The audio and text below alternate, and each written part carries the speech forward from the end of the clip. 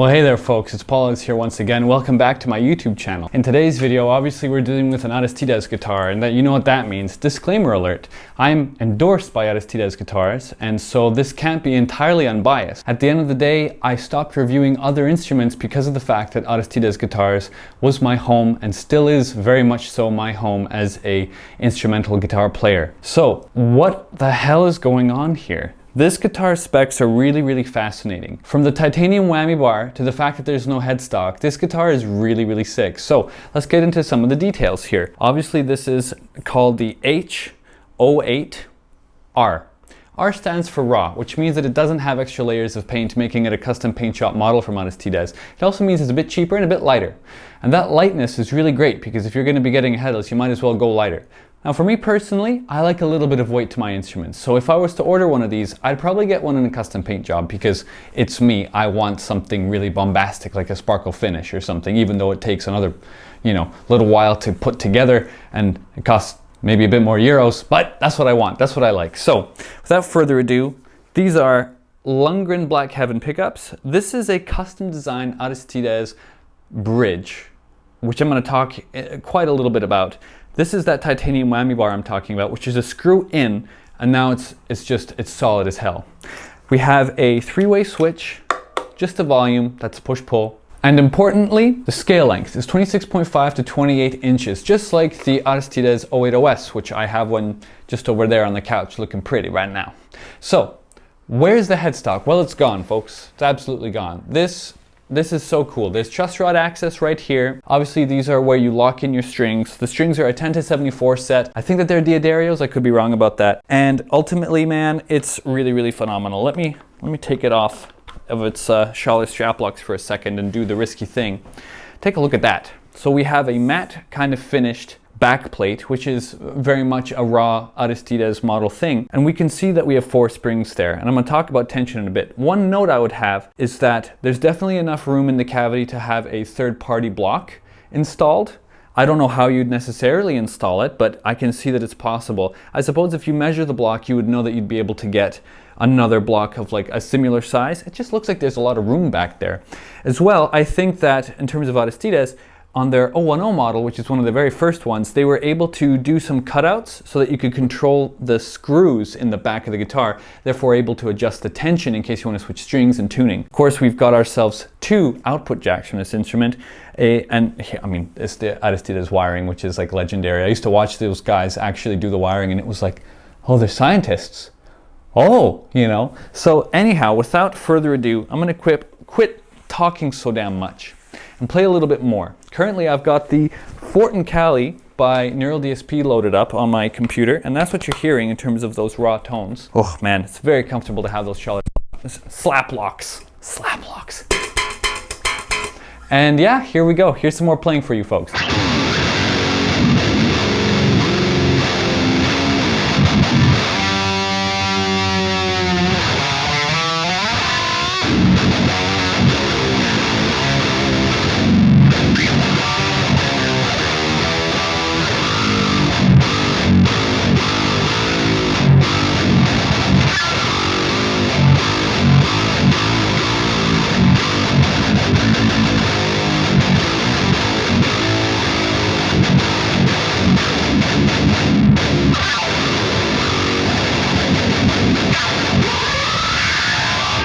For those Morbid Angel fans, that was all for you, hey?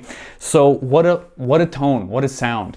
It's a really light guitar, and that's really interesting, right? Because a lot of people do have shoulder problems or hand problems, or so ergonomically speaking, having a multi-scale makes a lot of sense. If you have that shoulder problem in your left, if you're a right-handed guitar player, or vice versa, I suppose, hopefully they make a headless model for you lefties at some point, hey? It's a really great thing. It doesn't feel like there's much going on, much tension. I feel really comfortable playing this guitar. I can't say that about every single guitar I've ever played. What sets this apart? That's kind of my big question. Like, so what? It's got a whammy bar. Well, it sounds like an electric guitar. That's the difference. A lot of hollow body instruments, rather headless instruments, sound like hollow body instruments to me. It sounds like there's a tone knob that is invisible, that's rolled all the way down, and there's no tone coming out of the guitar. I've played all of the brands, I believe, all the major brands that do headless models, and I've been severely unimpressed with the sound overall. It's like almost there, but not. And I don't know how else to explain that. I don't know if it's a pickup choice or if it's the fact that they're made out of wood and it's just, you know, maybe not done properly. I have no idea. And I don't want to critique those builders. They're still doing wonderful things. People are great fans of those other headless model builders. But this sounds the way that I would want my guitar to sound while retaining the benefits and added value of being extremely light and being almost like a plaything. Like, it is really, really small on me. I'm a 6'2" gentleman, and this is like, it's just right. I think if it was any smaller, I'd be a little bit like, I don't know. But it's perfect. It's just right for me personally. And I would say that the fact that you can have those two different output jacks rather is really, really great. That's really that's stellar. For those of you who want to play in this position of classical seating, where you want to play the shotgun, man, you want to play.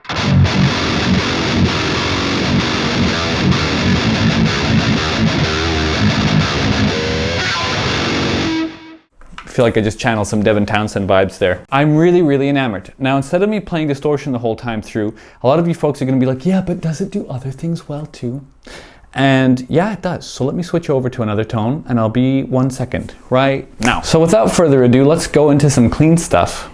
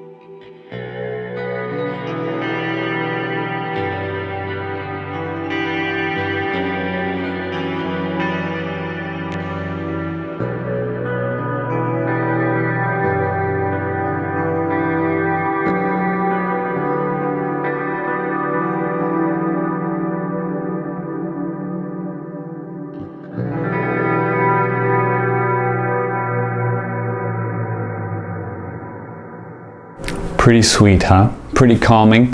That's the Archetype Pliny, for those of you who are curious. It's just on a crystalline sounding patch. Yeah, it does clean really well. It does distortion really well. It does leads really well. It does a ton of things really well. It's an Aristides guitar. These are serious instruments. They're really, really awesome, really powerful, absolutely infectious when you start to play one. Because I might have wanted to pass out immediately after coming home after work, but I had to open up the instrument, I had to give it a good riff, because that's what it's all about. I think that Aristides has knocked it out of the park completely. This is exactly what a headless guitar should have been 10 years ago, in my opinion. I think that when it comes down to it, the construction is fantastic. These are still hand-built, handcrafted by hard-working, wonderful humans over in the Netherlands. Really funny people who do, I mean, sometimes really silly stuff, which is really great, because then it's kind of like, oh yeah, these are just, you know, these are just dudes having fun. But when it comes down to push comes to shove, they're putting out a really great instrument. So for me, this is like, if I ever was going to give a 10 for a guitar company, this would have been a 10. And if that matters to any of you out there who care about point systems and things like that, I feel like at the end of the day, it's one of those things that's like, this is one of those guitars, especially with a tremolo, come on, that, I mean, it's a lifer guitar, truly. That's what it comes down to. It's a lifer guitar. Now, just some notes, because this isn't the end of the video whatsoever. A good buddy of mine who also works for Aristides Guitars, called Brandon Wall, he actually owns this guitar, and he got it sent to me before he ever even got a chance to play it. So big shout out to Brandon.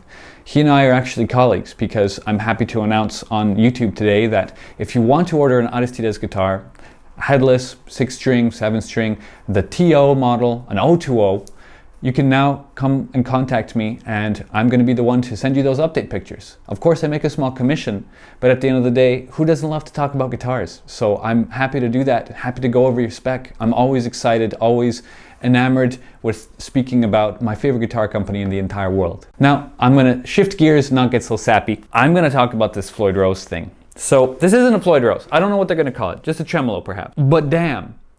So, for those of you who are expecting something like a Hipshot Contour, not like that, different.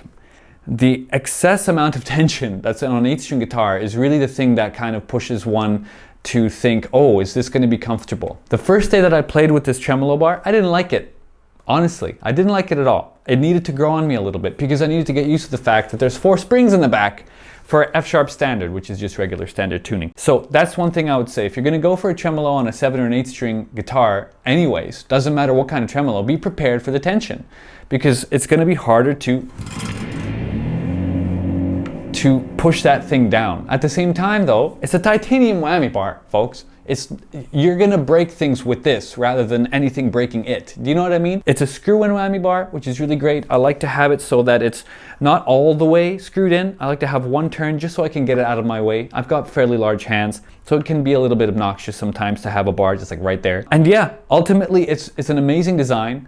I haven't been able to put this thing out of tune very much. I would say maybe maximum of 10 cents after a fair bit of abuse, which is pretty damn consistent. Floyd Roses are about that consistent. Maybe a little bit more in certain cases with newer strings. But yeah, what else can I say? I think it's a really, really lovely instrument. It's really absolutely what I have always wanted a damn headless to be. I've tried so many headless guitars from so many different companies and been disappointed, that's the right word, just because it just did not sound like an electric guitar anymore. It sounded like a new instrument in a way that it was like a shadow of what it should be, truly, honestly. So I mean, I can only say so many things without starting to repeat myself. So if you enjoyed this review, definitely subscribe because I will be receiving one of the first 1,000 Neural DSP Quad Cortexes. And that means that, well, if it arrives on time, then I'll be able to review that with this instrument specifically. So you're going to see this in a lot more videos in the near future. Thank you for joining me today. I hope that this was informative and that you enjoyed hearing this beautiful, beautiful guitar. And I'll catch you next time. Cheers.